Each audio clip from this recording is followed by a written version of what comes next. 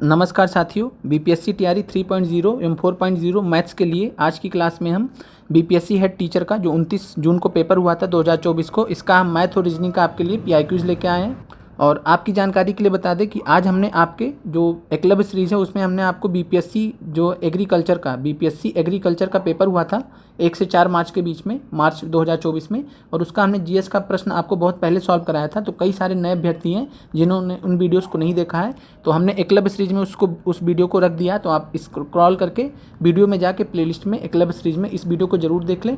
बहुत ही ज़बरदस्त लेवल के जीएस के यहाँ पे प्रश्न पूछे गए थे, लगभग 4 से 5 सब्जेक्ट, जैसे फॉर एग्जाम्पल मॉडर्न हिस्ट्री के बहुत अच्छे प्रश्न थे, और साथ में जो है पॉलिटी के कुछ बहुत अच्छे प्रश्न थे। इसके अलावा साइंस के बहुत अच्छे प्रश्न थे, तो जाके आप एक बार उनको देख लीजिएगा ज़रूर। बहुत ही अच्छे प्रश्न पूछे गए, वो आपके काम भी आ सकते हैं एग्जाम में। अब आते हैं पहले प्रश्न पे। निम्न को तार्किक क्रम में व्यवस्थित करें।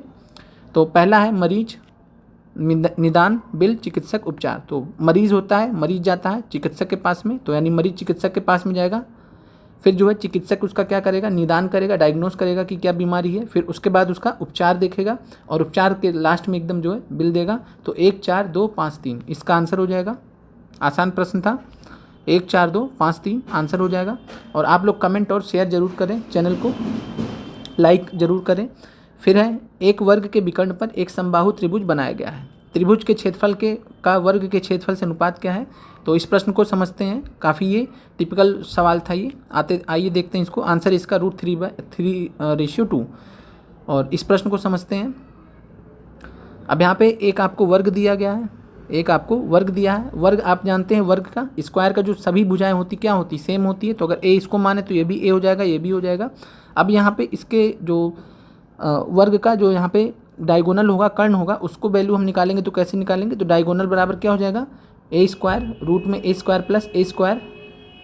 तो ये जो है डी बराबर 2a स्क्वायर हो जाएगा, और जब हम बाहर करेंगे तो √2a, तो √2a जो है इसका आ जाएगा डायगोनल यानी कर्ण। तो कर्ण आ जाएगा इसका √2a, और इसका मतलब है अगर इस समबाहु त्रिभुज, प्रश्न में आपको क्या दिया है कि समबाहु त्रिभुज बनाया गया, वर्ग के विकर्ण पर एक समबाहु त्रिभुज बनाया गया। तो वर्ग के विकर्ण पे जब समबाहु त्रिभुज बनाया जाएगा तो विकर्ण के वजह से, विकर्ण का अगर जो भुजा है वो अगर √2a है, तो समबाहु त्रिभुज में आप जानते हैं कि सभी भुजाएं समान होती है। तो √2a इधर भी हो जाएगा, √2a इधर भी हो जाएगा। अब आगे बढ़ते हैं। यहाँ पे आपसे प्रश्न पूछा गया कि त्रिभुज का क्षेत्रफल और वर्ग का क्षेत्रफल का अनुपात क्या होगा। तो पहले हम त्रिभुज का क्षेत्रफल निकालते हैं। फार्मूला क्या है, √3/4a स्क्वायर। समबाहु त्रिभुज के लिए हम फार्मूला लगाते हैं √3/4a स्क्वायर। फिर है √3/4 ब्रैकेट में √2a, यहाँ पे a का मान क्या है, √2 है, तो √2a हमने रखना, और यहाँ पे पुट करने के बाद हमें आया √3/2a स्क्वायर। अब वर्ग का निकालते हैं, तो वर्ग का आपको सिंपल पता है a स्क्वायर होता है क्षेत्रफल। अब हम यहाँ पे त्रिभुज और वर्ग का जो है अनुपात निकाल लेंगे, यानी डिवाइड कर देंगे। तो ये सॉल्व होकर √3/2 आंसर आ जाएगा। तो इस प्रकार जो है √3/2 इस प्रश्न का आंसर आ जाएगा। तो ये प्रश्न आपको समझ में आ गया होगा। अब आगे बढ़ते हैं। फिर है अगला प्रश्न, श्रृंखला ABDH, श्रृंखला ABDH में अगला अक्षर क्या होगा। तो श्रृंखला ABDH में बात करें तो यहाँ पे a का मान कितना है, a का मान 1 होता है, b का मान कितना होता है, 4 होता है, b का मान 2 होता है, d का मान 4 होता है, h का मान 8 होता है। तो यहाँ पे क्या हुआ, जस्ट डबल हो गया है। 1 2 जा 2, 2 2 जा 4, 4 2 जा 8, तो 8 2 जा 16। 16 किसका होता है, तो p का होता है, p का संख्या 16 होता है। तो आंसर यहाँ p हो जाएगा। और आज हमने सवेरे आपके लिए जो है जीएस पार्ट सेकंड के क्वेश्चंस अपलोड किए थे। और जिन अभ्यर्थियों ने उन प्रश्नों को नहीं देखा जरूर देख लें। उसमें हमने आपको करंट के भी TRE 2 में करंट के जितने भी क्वेश्चंस पूछे गए थे उसको हमने करा दिया। एक वीडियो और आएगा, जो बाकी बचे क्वेश्चंस वो हो जाएंगे। और जीएस पार्ट सेकंड क्वेश्चन ये आपके हेडमास्टर में पूछे जाते हैं, हेड टीचर में पूछे जाते हैं, 6 से 12 में, 6 से 8, 9 से 10, 11 12 में इन सब में पूछे जाते हैं। तो इनमें जो आपके 4 प्रश्न होते हैं, जैसे हिस्ट्री का है, जियोग्राफी का है, साइंस का है, करंट का है और मैथ का है, तो ये प्रश्न आपके बहुत काम के होते हैं। तो इसलिए पीआरटी के लिए भी ये प्रश्न बहुत ही महत्वपूर्ण है। तो जिन्होंने अभी तक नहीं देखा, इस वीडियो को भी जाके देख लेंगे। एकलव्य सीरीज में जो है रखा गया है उस वीडियो को भी, और ये वीडियो चूँकि अलग है, मैथ का है, तो इसलिए हम इसको एकलव्य सीरीज में नहीं रख रहे हैं। तो ध्यान दीजिएगा इस चीज़ को। अब यहाँ पे आंसर आपका हो गया P। अगले प्रश्न पे चलते हैं। प्रश्न है, किसी संख्या को 6 से विभाजित करने पर 3 शेष बचता है। जब संख्या के वर्ग को 6 से विभाजित किया जाता है तो शेषफल क्या होगा। तो आप यहाँ पे एक सिंपल सा एग्जांपल ले लें, उसी को सॉल्व कर लें, देख ले क्या आता है। तो हमने यहाँ पे जो है 6 से विभाजित करने पे 3 शेष आए, ऐसा नंबर लिख लीजिए। तो सबसे छोटा नंबर क्या हो जाएगा, 9 हो जाएगा। 9 को जब हम 6 से डिवाइड करेंगे तो कितना आएगा, 6 कम 6 और 3 यानी रिमाइंडर 3 आया, यानी हमने 9 एक संख्या मान ली। अब क्या कह रहा है, संख्या के वर्ग को 6 से विभाजित करें। संख्या का वर्ग कितना होता है, 81 होता है। अब 81 को 6 से विभाजित करने पर शेषफल क्या आएगा ये पूछा, तो 6 को जो है 81 से विभाजित करेंगे तो 6 कम 6 2 21, 6 तिया 18। इसका मतलब फिर से रिमाइंडर कितना आ गया, तो 3 आ गया। 21 में से 18 गया 3, तो इस बार भी रिमाइंडर 3 आएगा। दूसरा भी कोई उदाहरण ले सकते हैं आप, 9 की जगह है यहाँ पे आप 15 ले सकते हैं, 21 ले सकते हैं, आंसर एक ही आएगा। तो यहाँ पे जो है रिमाइंडर यहाँ पे 3 आएगा। आगे बढ़ते हैं, 0.06 का होल स्क्वायर, 0.07 का स्क्वायर, 0.079 का स्क्वायर अपान में ये दिया गया आपको, और इसका आपको मान पूछा गया, और इस प्रश्न का मान जो है आंसर यहाँ पे 100 है। आइए आपको दिखाते हैं कैसे। और आगे बढ़ने से पहले, सोल्यूशन पे बढ़ने से पहले, इस प्रश्न को हमने जो है आपको गलती से ई बता दिया था, उपयुक्त में से कोई नहीं, तो ये नहीं होगा आंसर। इस प्रश्न का आंसर, हिमालय का प्रथम उत्थान निम्नलिखित में से किस प्राचीन युग में हुआ था। अगर ऐसा प्रश्न आता है तो आपको आंसर इयोसीन युग लगाना है। इयोसीन युग में हुआ था, तो ध्यान रखिएगा, इसको सही कर लीजिएगा। फिर आते हैं हल पे। अब ये प्रश्न है आपके सामने। अब यहाँ पे क्या किया गया है, तो जो है सबसे पहले हमने यहाँ से डेसिमल हटाया। जब डेसिमल हटाया तो नीचे 6/100 हो गया का स्क्वायर हो गया। ऐसे ही यहाँ पे डेसिमल हटाया तो बटे 100 हो गया। यहाँ पे डेसिमल हटाया तो 79/1000 हो गया। बाकी स्क्वायर लगा ही रहेगा। नीचे भी हमने सेम चीज़ किया है। अब अगले स्टेप में हमने क्या किया है, अगले स्टेप में हमने क्या किया, इसको हमने जो है 10 के पावर में लिख लिया है, और इनको भी 10 के पावर में लिख लिया। फिर उसके बाद हमने क्या किया है, यहाँ से जो है 1/10 के पावर 2 यानी 1/100 हमने बाहर ले लिया, 1/100 हमने बाहर ले लिया है, और बाहर लेने की वजह से हमें सेम चीज़ मिल गई यहाँ पे। तो आप भी ट्राई कीजिएगा, बाकी हमने पिछले वीडियो में भी इसको समझाया था। तो यहाँ पे अब जो है 1/1 और 1/10 स्क्वायर है।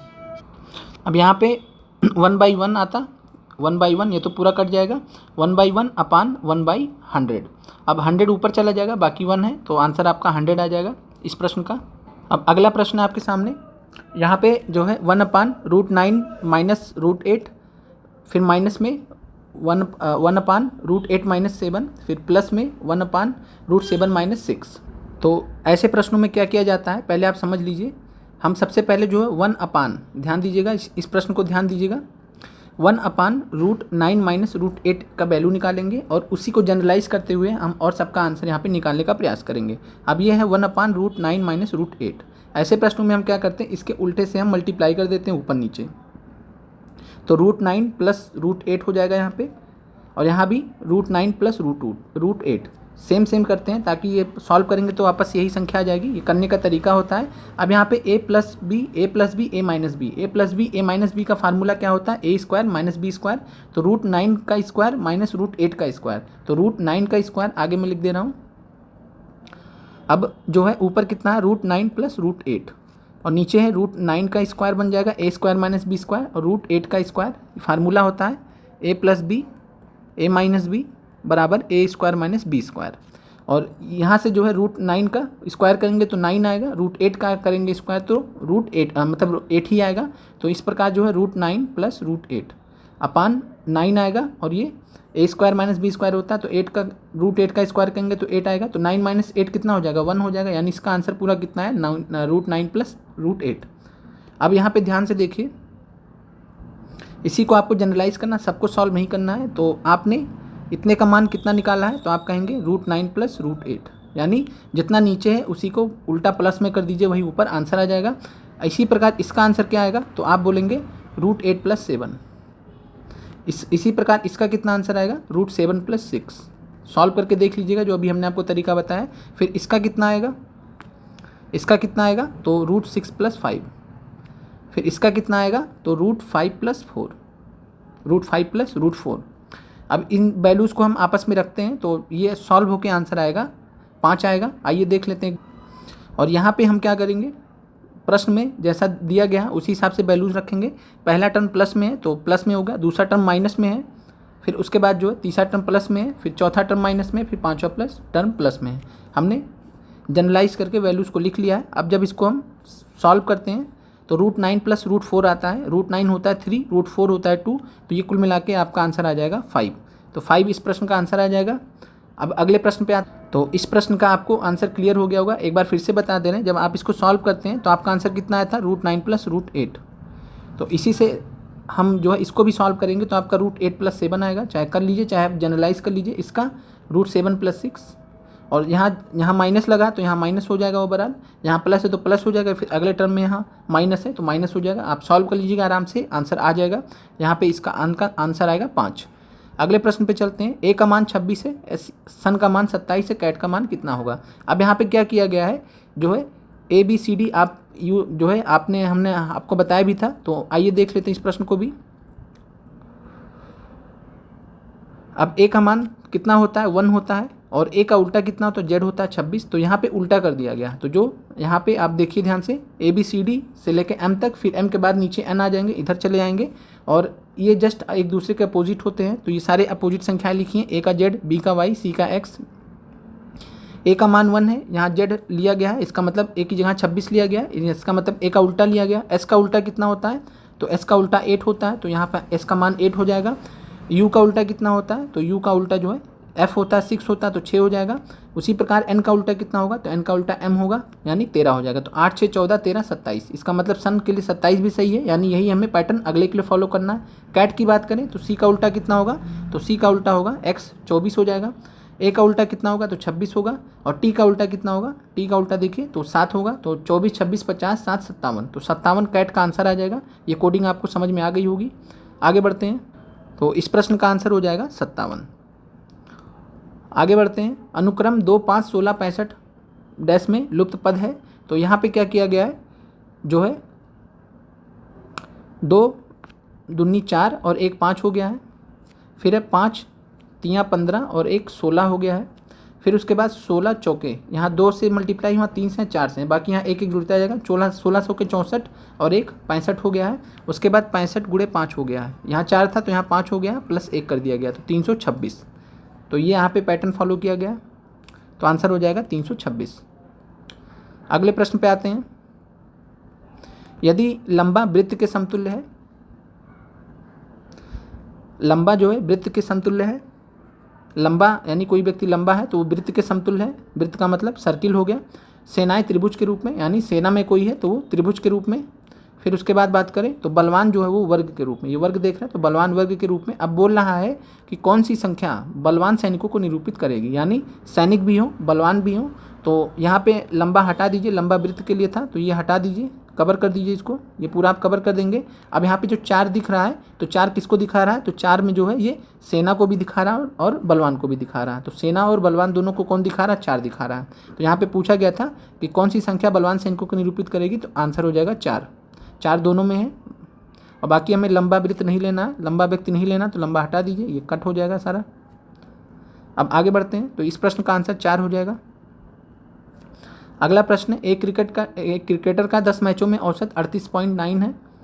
यदि पहले 6 मैचों का औसत 42 है तो अंतिम 4 मैचों का औसत ज्ञात कीजिए। अब यहाँ पे 10 मैचों का जो औसत है कितना है, 38.9 है, तो 10 गुणे 38.9, तो ये हो गया 389। पहले 6 मैचों का औसत कितना है, तो 42 है, तो ये हो जाएगा 252 हो जाएगा। अब कह रहा है अंतिम 4 मैचों का औसत ज्ञात कीजिए, तो इसको हम 10 लोगों का था, ये 6 का था, माइनस कर दीजिए इसको, तो ये आ जाएगा 137। अब 4 लोगों का बताना है, तो 4 लोगों का 137 है, एक लोग का कितना हो जाएगा, तो 137/4 यही औसत हो जाएगा। तो 137/4 कीजिएगा तो आंसर आ जाएगा 34.25। तो 34.25 इस प्रश्न का आंसर हो जाएगा। आसान प्रश्न था ये। फिर है P Q का पुत्र है। P Q का पुत्र है, इसका मतलब हो गया P जो है प्लस लगा देते हैं, किसका पुत्र है, Q का पुत्र है। उसके बाद जो है R Q की बहन है, यानी R एक है, ये क्या है, Q की बहन है, तो माइनस का साइन लगा देते हैं। को पुत्र S और पुत्री T है, इनके पुत्र कौन है, तो पुत्र है S है और पुत्री कौन है, तो T है, माइनस कर देते हैं। U S का मामा है, यानी U अगर S का मामा है तो R का कौन होगा, भाई होगा, तो U जो है R का भाई है और S का मामा है।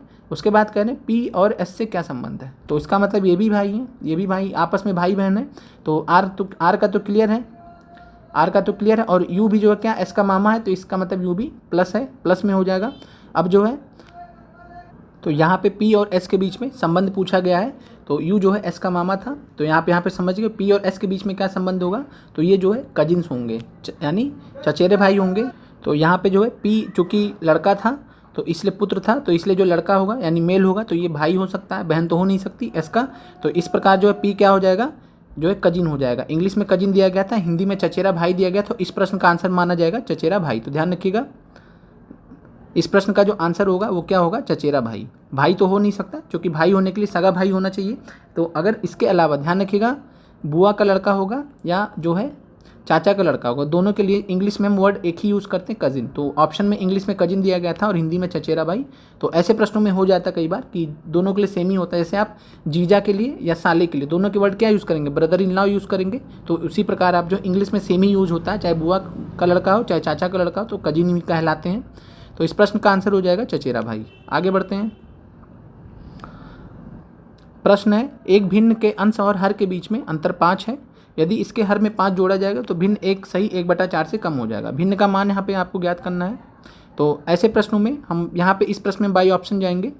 पहले हम देखेंगे कि जो है ये संख्या है, तो इसको हम कितना लिख सकते हैं, तो 3 चौके 12, 12 एक 13/4। अब यहाँ पे देखिए अंश और हर के बीच में डिफरेंस 5 है, तो आप कहेंगे नहीं, 13 - 4 9 है, तो इसका मतलब ये हो नहीं सकता, तो डी को हटा देते हैं।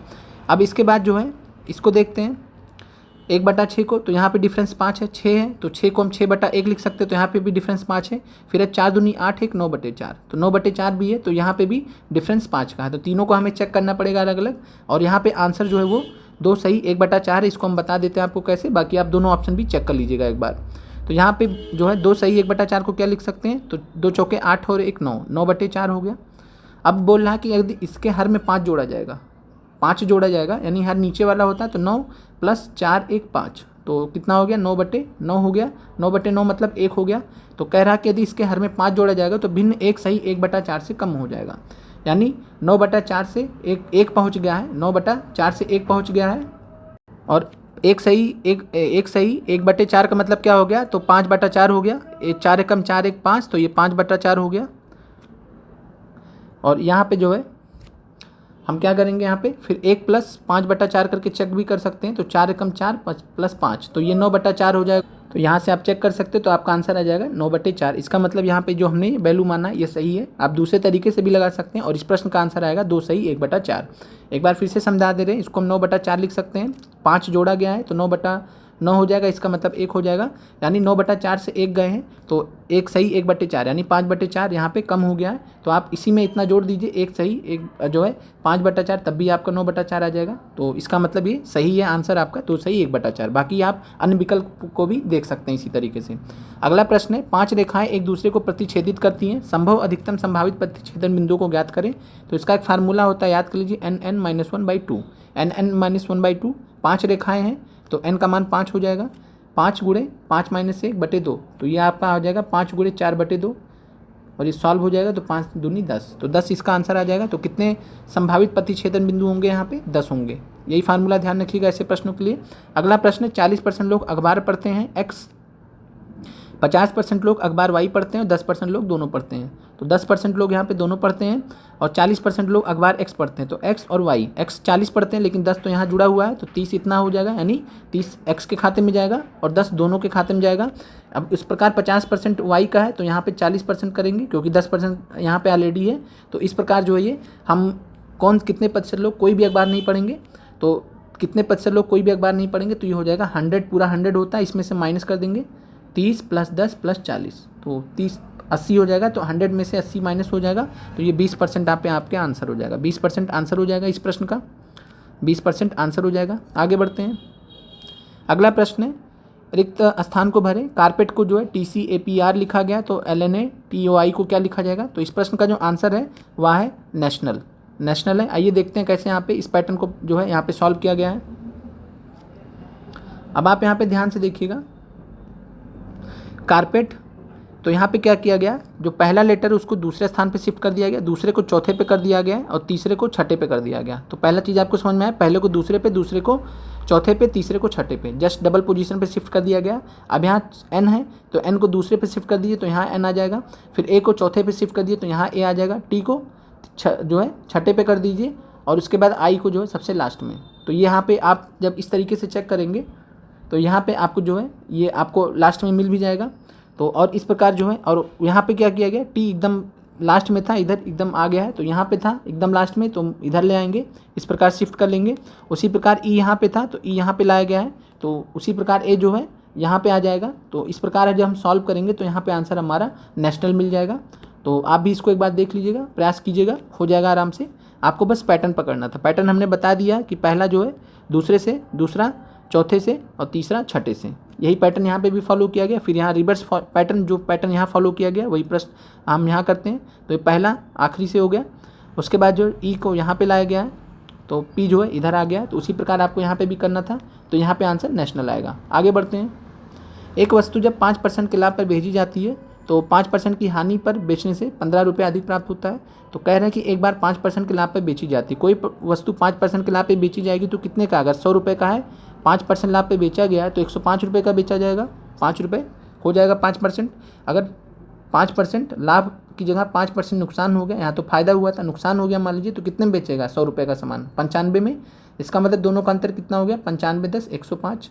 और कितना अधिक रुपया प्राप्ति हो रहा है, 15 रुपये। दोनों केस में डिफरेंस कितना, 15 रुपये। तो 10 बराबर 15 कर देंगे। यहाँ पे आपको लागत मूल्य निकालना था। और लागत मूल्य निकालने के लिए क्या करते हैं, लागत मूल्य निकालने के लिए हम 100 का मान निकालते हैं। तो 100 का मान कितना हो जाएगा, तो जो है यह हो, चूँकि जो है 10 का मान कितना आया था, 10 का मान 15 आया था, तो 1 का मान कितना आ जाएगा 15/10। और 100 का मान कितना आ जाएगा, यानी लागत मूल्य CP जो है तो 15/10 जो है इंटू 100 सॉल्व कर लेंगे तो 150 आ जाएगा। तो आंसर हो जाएगा इस प्रश्न का 150।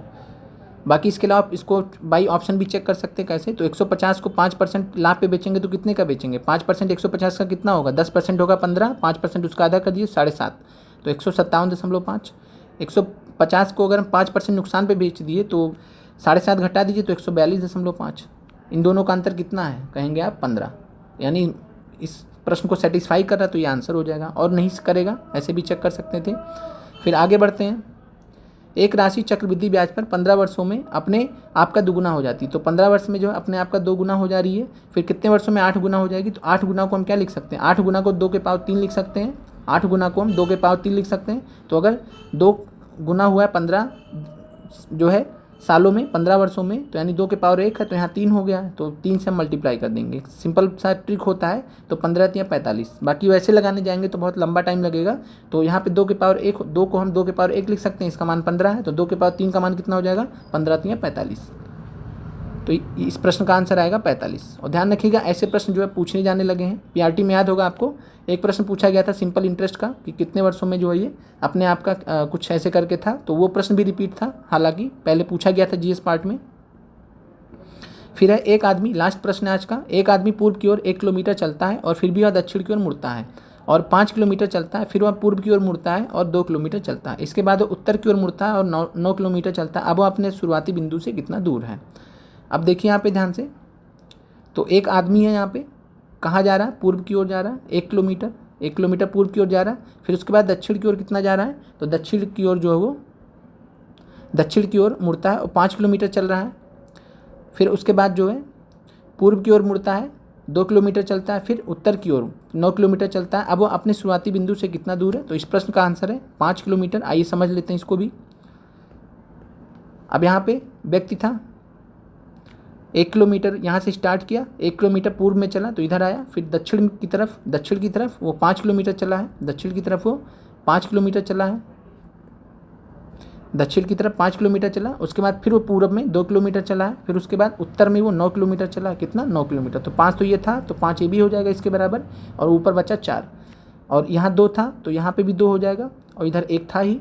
तो अब बोल रहा है कि न्यूनतम दूरी कितनी होगी जहाँ से है। तो आप ये देख पा रहे एक ट्रायंगल बन रहा है, ये 4 है और ये 2 और 1 3 है। तो ये कुल मिला के जो है 4 है और ये 3 है। तो आपको पता है कि 3 4 5 का ट्रिपलेट भी होता है पाइथागोरस से। तो इसका आंसर आ जाएगा 5 किलोमीटर। ये 4 है, ये 3 है, तो ये दूरी कितनी हो जाएगी, 5 हो जाएगी। तो यहाँ पे ये 5 किलोमीटर इस प्रश्न का आंसर हो जाएगा। तो आशा करते हैं कि आपको इन प्रश्नों के हल क्लियर हो गए होंगे, समझ गए होंगे। आप कमेंट करके बताएं कि आपको क्लास कैसी लगी, और इसके बाद हम समय निकाल के आपको जो है हेड मास्टर के भी प्रश्नों का, जो भी प्रश्न पूछे गए थे उसको हम सॉल्व करा देंगे। और मिलते हैं अगले वीडियो में। और अगले वीडियो में आपको जो है आज हम आपको इन्वायरमेंट की भी क्लास देंगे रात में, तो आप देख लीजिएगा सभी लोग। इन्वायरमेंट का एपिसोड नंबर 2 रहेगा। और आज क्लास 10th NCERT के जितने भी चैप्टर्स आपके इन्वायरमेंट के आज हम उसको कवर करने वाले हैं। मिलते हैं अगले वीडियो में। आप लोगों का देखने के लिए बहुत बहुत धन्यवाद।